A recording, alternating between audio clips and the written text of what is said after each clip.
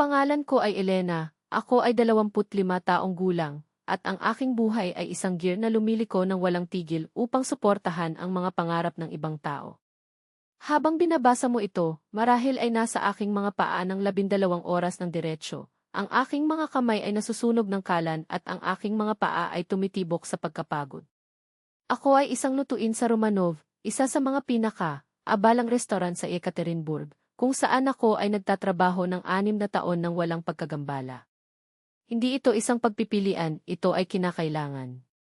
Sa 18, habang pinangarap ng aking mga kamag-aral ang mga kilalang unibersidad, nahaharap ko ang hubad na katotohanan. Hindi kayang mag-aral ang aking mga magulang sa kolehiyo, at hindi ako makakakuha ng isang lugar sa pamamagitan ng pampublikong sistema.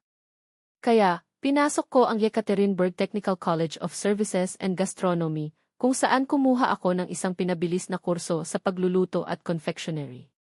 Isang taon ng pag-aaral, diploma sa kamay at ang pangako ng isang trabaho. Tila isang magandang deal sa oras na iyon. Ngayon, alam ko na ito lamang ang unang hakbang ng isang marathon ng walang pagtatapos na linya. Nagsimula ako sa Romanov bilang isang katulong, pagpuputol ng mga gulay hanggang sa masaktan ang aking mga daliri, naghuhugas ng mga kawali hanggang sa ang balat sa aking mga kamay ay basag at pagsunod sa bawat pagkakasunod. Sunod mula sa mas may karanasan ng mga lutuin. Ito ay brutal na gawain, walang katapusang paglilipat, magbayad na halos sapat na upang ngumiti, mas mababa ang lave sa ngunit mahawakan ko ito.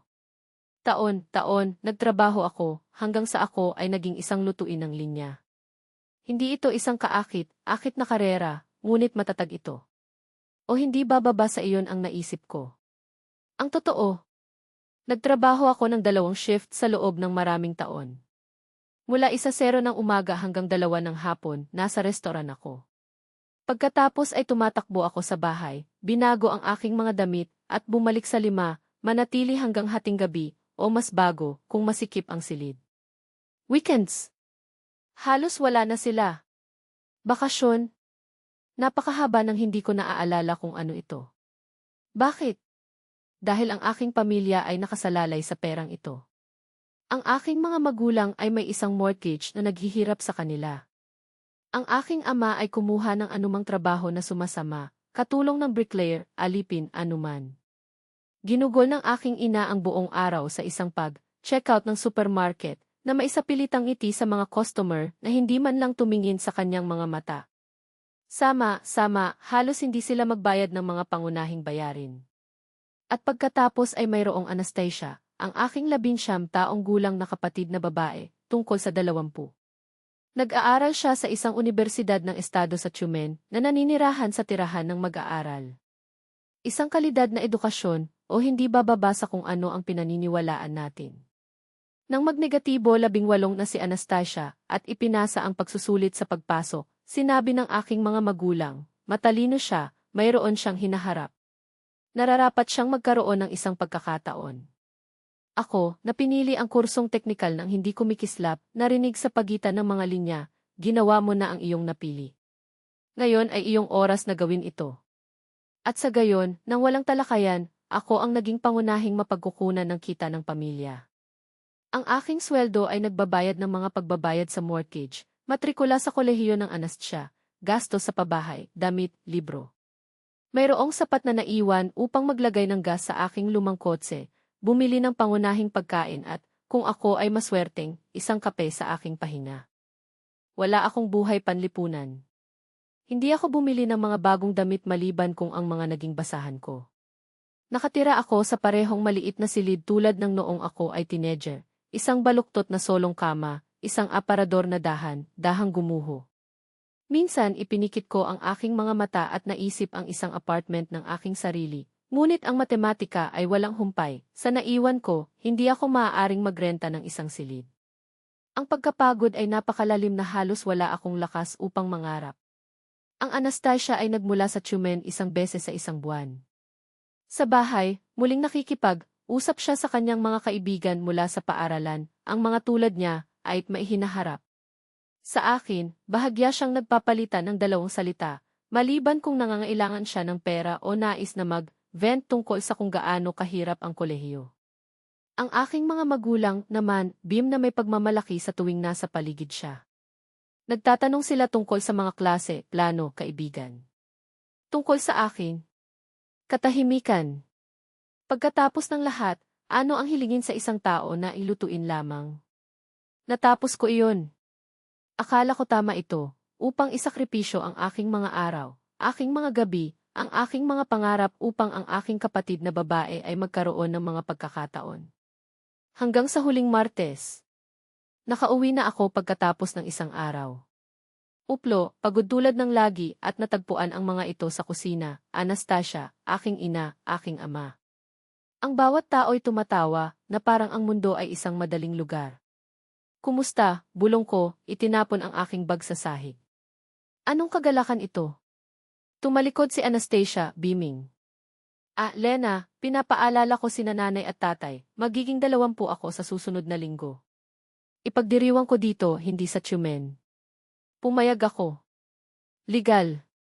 Maaari kaming magkaroon ng isang hapunan sa pamilya, isang bagay na simple. Noon ay ngumiti ang aking ina, sa ganoong paraan alam ko na. Mahal, nais ni Anastasia ng isang bagay na espesyal. Inanyayahan niya ang 25 mga kaibigan. Inihahanda mo ang lahat, maglingkod, malinis pagkatapos. At mangyaring umiti. Ito ay tulad ng isang suntok sa tiyan. Ako, na nagtatrabaho ng 80 oras sa isang linggo, na hindi pa nagkaroon ng isang araw sa mga buwan, na hindi pa nagbabakasyon sa mga taon, dapat ba, sa aking tanging sandali ng pahinga, lutuin para sa 25 katao? Linisin ang gulo at nagpapanggap na masaya? Hindi ko gagawin iyon, sabi ko, ang aking boses firmer kaysa sa naramdaman ko. Sumabog si Anastasia. Makasarili ka, Lena. Hindi mo ako mahal. Gusto mo bang sirain ang aking kaarawan? Pinutol ng aking ama, yelo sa kanyang tinig, gagawin mo ang sinasabi namin. Iminungkahi ko ang isang restoran.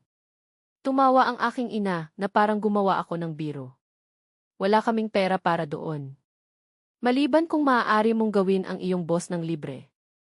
Tumugon ako ng tuyo, si Ivan Petrovich ay hindi isang tulala. Walang libre. Nilinaw niya ito, alinman ay susuportahan ko ang restaurant o ihahanda ko ang lahat sa bahay. Sa aking day off. Sa sandaling iyon, naintindihan ko ang lahat. Hindi ako anak na babae, isang kapatid na babae, ako ay isang machine na may armas upang gumana. Isang tool. Umakyat ako sa aking silid, lock ang pinto at umupo sa kama, nakatingin sa pader ng pagbabalat. Sa ibaba, narinig ko silang bumubulong, si Anastasia na nagrereklamo tungkol sa aking pagiging makasarili. Hindi ako nakaramdam ng galit. Isang malalim na kalungkutan lamang na parang may nasira sa loob ko. Naisip ko ang lahat ng pera na ibinigay ko sa kanila sa mga nakaraang taon. Sa lahat ng mga nawalang gabi, sa mga pangarap na natutulog. At, sa unahang pagkakataon, tinanong ko ang aking sarili, kailan, pagkatapos ng lahat, darating ba ang aking tira? Nag-staffold siya ng isang hiyawan na parang sinuntok ko siya sa dibdib. Ang aking ama ay nagbubulungan tungkol sa pag-iingat, tungkol sa lahat ng kanilang ginawa para sa akin, tungkol sa kung paano nila ako pinalaki. Ngunit ang kanyang mga salita ay tunog ng guwang, tulad ng mga peking barya na pumalo sa counter. Hindi mo maintindihan, ang aking ina ay pumalakpak sa kanyang mga kamao sa mesa, ang kanyang tinig ay nanginginig sa nakapaloob na galit. Anastasia ay mapapahiya. Ano ang sasabihin natin sa mga panauhin? Na ang iyong makasariling kapatid na babae ay pinabayaan ang pamilya sa bisperas ng kanyang kaarawan? Isa akong tiningnan ang mga ito at sa unahang pagkakataon ay hindi ko naramdaman ang bigat ng pagkakasala. Isang matalim na kalinawan lamang, tulad ng isang matulis na talim pagkatapos ng mga taon ng kalawang.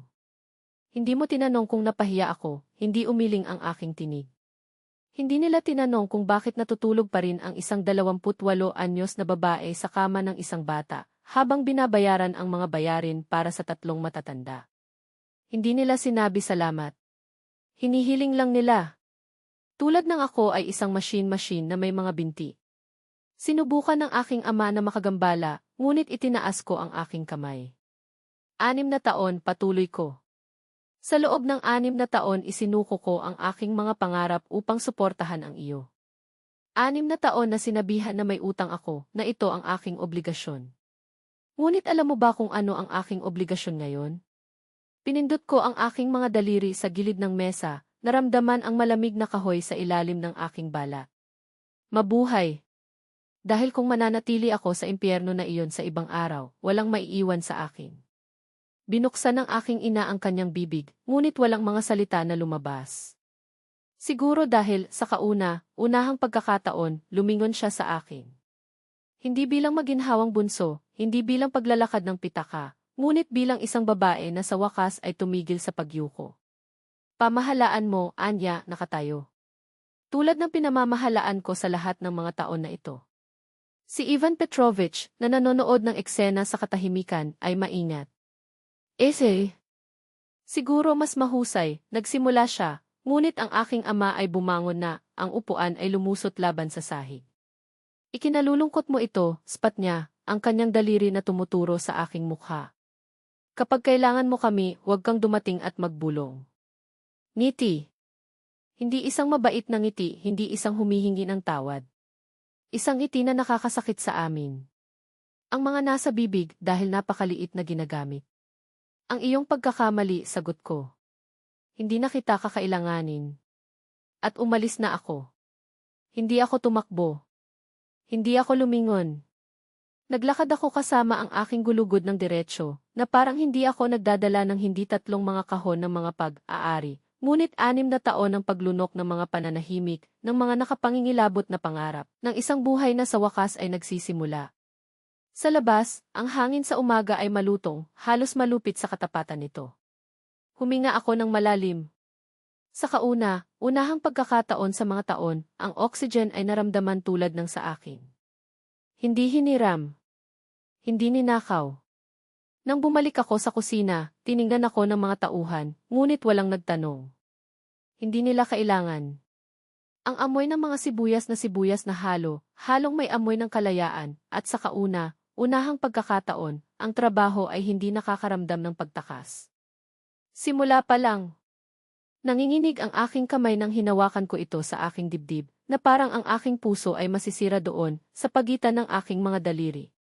Hindi mo ito magagawa sa amin, bulong niya, ang kanyang tinig ay nasira ng isang sakit na hindi ko na maramdaman. Nakasalalay kami sa perang iyon. Hindi na ito responsibilidad ko. Dapat naisip mo na iyon, sumagot ako, ang aking tinig bilang matatag bilang tempered na bakal. Bago nila ako tratuhin tulad ng isang maid. Bago nila naisip na ang aking pawis, ang aking walang tulog na gabi, ang aking dugo ay nagpapalitan ng pera para sa mga mumo ng pasasalamat.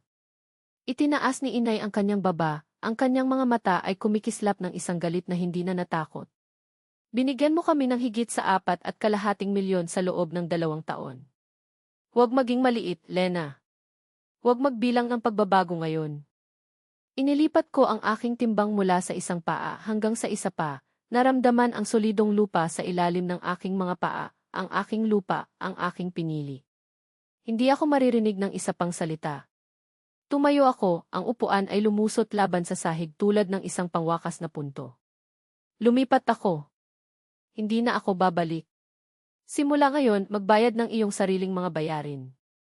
Kung nais nilang tapusin si Anastasia sa kolehiyo, hayaan siyang makakuha ng trabaho. Tulad ng anumang may sapat na gulang. Binuksan ang pintuan ng opisina bago ko ito maabot. Nandoon si Ivan Petrovich, tumawid ang kanyang mga braso, ang kanyang mukha ng isang mask ng profesionalismo na hindi nagtago ng pag-igting sa mga sulok ng kanyang mga mata. Narinig niya ang lahat. O hindi bababa sa sapat. Kumusta ka, Elena? Tanong niya, ang kanyang tono ay malinaw na ang tanong ay rhetorical. Aalis lang ang aking mga magulang. Tumingin ako sa balikat ko. Binuksan ng ina ang kanyang bibig, ngunit namatay ang mga salita bago sila ipinanganak. Sa katunayan, hindi pa namin natapos, nagsimula siya, ngunit pumasok si Ivan Petrovich sa silid na may isang kilusan na walang iniwan na silid para sa talakayan. Sa palagay ko tapos na sila. Kalmado ang boses niya ngunit pangwakas. Ito ay isang lugar ng trabaho, hindi isang kasanayan sa pamilya. Hinihiling ko na iwan mo ang pagtatatag. Hindi sila lumipat. Hindi sa katigasan ng ulo dahil sa pagkabigla. Wala pang nagsabi na hindi sa kanila. Hindi ganyan. Hindi naghintay si Ivan Petrovich. Isang maingat na alon at dalawang security guard ang lumitaw sa pintuan, walang kaparis. Ay, escort ang mga ginoong ito sa exit. At siguraduhin na hindi sila bumalik. Ang katahimikan na sumunod sa pagsasara ng pintuan ay halos sagrado. Huminga ako ng malalim, naramdaman ang bigat ng mga taon na bumabagsak sa aking mga balikat tulad ng patay na bala. May okay ka ba, Lena? Inulit ni Ivan Petrovich sa oras na ito sa akin. Ako. At sa unahang pagkakataon sa mga taon, totoo ito. Tumango siya, naintindihan ang higit pa sa sinabi ko. Ang pamilya ay komplikado. Ngunit walang karapatang maghakbang sa iyo. Hindi man sila. Iniwan ko ang Romanov gamit ang aking mga binti pa rin nanginginig, ngunit ang aking isip ay malinaw bilang kristal. Ang cellphone ay nag-vibrate sa kanyang bulsa, mga hindi nakuha na tawag, mensahe, kahilingan. Bumalik ka, maaari nating pag-usapan. Maiintindihan ni Nastya kung hindi ka makakatulong sa partido. Para bang ang problema ay ang mapahamak na partido. Hindi pa rin nila naiintindihan, ungo ni Sasha, tinitingnan ang aking balikat habang ipinakita ko sa kanya ang screen. Mabilis na lumipat ang mga daliri, block ko ang mga numero, tinanggal ang mga kontak, gupitin ang mga tulay na nagsilbi lamang upang maubos ang aking enerhiya. Hindi ito tungkol sa pagdiriwang. Hindi kailanman.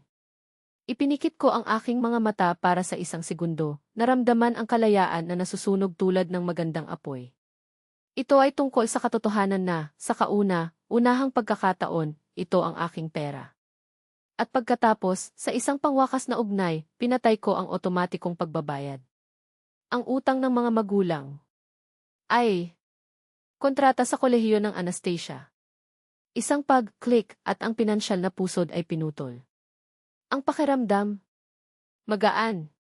Tulad ng kung pagkatapos ng mga taon na nagdadala ng isang pasanin ng mga bato, may isang tao na pinayagan akong bitawan.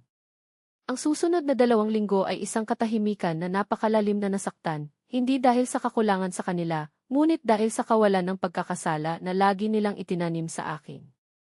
Nagtrabaho ako ng aking oras sa Romanov nang walang presyon ng dobleng paglilipat, nang hindi kailangang iunat ang bawat roble upang punan ang mga butas na hindi akin. Ibinahagi namin ni Sasha ang mga panukalang batas, may naiwan na pera. Pera para sa isang bagong Amerikana. Para sa isang hapunan. Upang mangarap tungkol sa mga bakasyon, isang bagay na, hanggang noon, umiiral lamang sa mga komersyal sa telebisyon. Hanggang sa isang ordinaryong hapon, ang pangalang Tayaliuda ay sumabog sa screen. Halos hindi ko ito pinansin. Halos. Sinabi sa akin ng iyong ina ang lahat, sabi niya bago pa man ako umupo, ang kanyang mga kamay ay bumabalot sa napkin sa mesa ng kape. Na pinabayaan mo sila. Na sila ay desperado. Nagsasabi ba niya sa iyo kung bakit? Nagtanong ako, humigop ng espresso. Ang kapaitan ay nagpapaalala sa akin sa lahat ng mga oras na nilamon ko ang mga salita para sa kanila. Ang nagagalit ka dahil sa kaarawan ni Nastya. Ang pagtawa ay hindi sinasadya. Isang tuyo, walang tuwa na tunog. Tia Liuda, binayaran ko ang lahat ng 6 na taon na ang nakalilipas. 6 na taon kung saan ang aking sweldo ay naging isang extension ng kanilang portfolio. 6 na taon kung saan ang tanging araw ko ay dapat na ginugol sa paghahatid ng isang partido para sa isang batang babae na hindi man ako nagpapasalamat. Nakinig siya, ngunit hindi siya nakinig. Tulad ng lahat. Ang mga mata ay nagliliyab, umiling ang ulo sa hindi pag-apruba bago pa man ako makumpleto. Lena, bilang isang pamilya ay tinutulungan namin ang bawat isa, nagsimula siya, at alam ko na kung ano ang darating, ang pagkakasala, bigat, obligasyon. Help ay katumbas, pinutol ko. Sinipsip nila ako sa buto at tinatrato pa rin ako tulad ng basurahan. Ngayon na ang gripo ay tumatakbo na tuyo, ako ba ang kontrabida? Nag-flush ang mukha niya. Ang iyong ama ay kumuha ng pangalawang trabaho. Ang iyong ina ay gumagana ng overtime. Kailangang umalis si Nastya sa kolehiyo. Kaya ano? Hinayaan kong pindutin ang tasa sa sarsa ng isang pag-click. Hindi ako mananagot para sa kanilang mga pagpipilian. Kung nais nilang kumain, hayaan silang magtrabaho. Kagaya ng ginawa ko. Makasarili ka. Siya spat, nakatayo sa gayong puwersa na ang upuan ay gumagapang. Ayoko nang makarinig mula sa iyo. Napanood ko siyang umalis, ang pintuan ng cave ay sumisid sa likuran niya. Humiga ako doon, hindi gumagalaw, naghihintay ng pagsisisi. Naghihintay para sa maliit na tinig na palaging sinabi sa akin na sumuko, upang bumalik, upang ayusin ito. Hindi siya dumating. Sa lugar nito, isang mainit na katiyakan, sa wakas ay natututo silang tumayo sa kanilang sariling dalawang paa. At ako. Sa unahang pagkakataon sa mga taon, huminga siya ng walang pagkalunod. Ngayon, ang araw ko ay may 8 oras. Walang dobleng paglilipat, maliban kung ito ay isang emerhensya. Gusto ko ng oras para sa aking sarili. Siguro kukuha ako ng isang kurso upang mapagbuti ang aking mga kasanayan, o simpleng magpahinga, masarap ang bawat libreng minuto. Sa susunod na buwan, nagsisimula ako sa aking unang tunay na pahinga sa loob ng 5 taon. Pupunta kami ni Sasha sa Sochi sa mahabang katapusan ng linggo. Walang magarbong, ngunit pupunta ako dahil gusto ko, hindi dahil sa may inaasahan akong gumugol ng aking oras at pera sa kanila. Minsan nagtataka ako, paano kung hindi ako lumabas sa gabing iyon? Marahil ay natutulog pa rin ako sa mga silid ng mga bata, nagtatrabaho sa aking sarili sa pagkapagod at ibigay ang kalahati ng aking sweldo.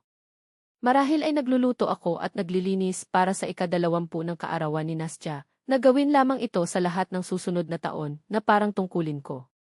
Hindi ako nakakaramdam ng pagsisisi. Sa unahang pagkakataon sa aking adulto na buhay, nabubuhay ako para sa aking sarili, hindi para sa iba. Tumagal ako ng 25 taon upang maunawaan na karapat-dapat ako sa aking sariling pag-iral. Ngunit ang kagalakan ay alam na, sa huli, naintindihan ko. At walang babalik.